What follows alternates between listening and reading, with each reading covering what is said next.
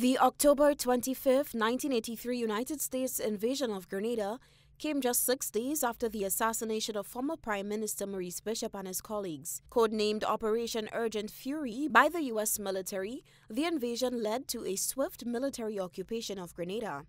U.S. President at the time, Ronald Reagan, addressing the nation on the day of the invasion, emphasized that the action was necessary to safeguard American citizens on island. He also stated that it was in response to calls from the Organization of the Eastern Caribbean States to restore order in Grenada. Early this morning, forces from 6 Caribbean democracies and the United States began a landing or landings on the island of Grenada in the Eastern Caribbean. We have taken this decisive action for 3 reasons.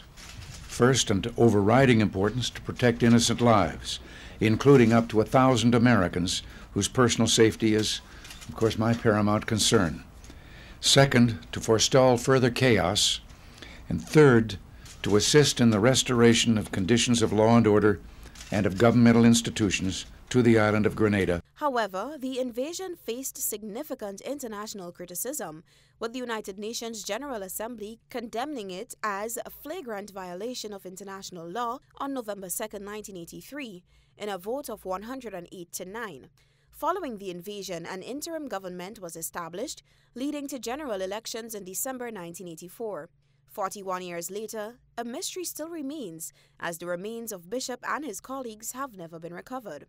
However, new developments have emerged.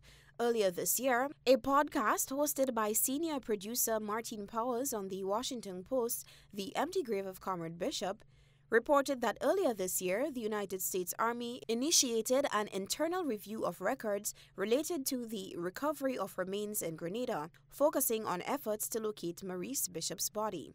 In January of this year, the U.S. Secretary of the Army, Christine Wormuth, she took this up. She ordered an internal investigation and a review of records, specifically looking at efforts that were made to locate Maurice Bishop's body in Grenada.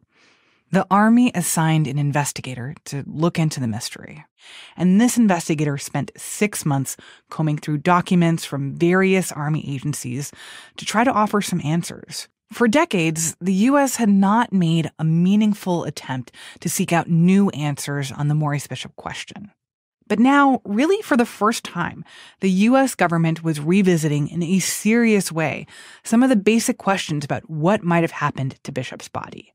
The Army's investigation opened the doors to more questions. In the letter summarizing its investigation, the Army did not seem to engage at all with some of the other accounts of what might have happened to Bishop's remains. One thing I was looking for in the letter was any comment about what we had turned up in our investigation last year. For example, that the remains of Bishop and the others might have been inadvertently bombed by the U.S. military. But no mention of that in the report. The American invasion lasted from October 25th to the 29th, 1983. October 25th is celebrated each year as a national holiday, Thanksgiving Day. Reporting for GBN News, Beverly Telesford.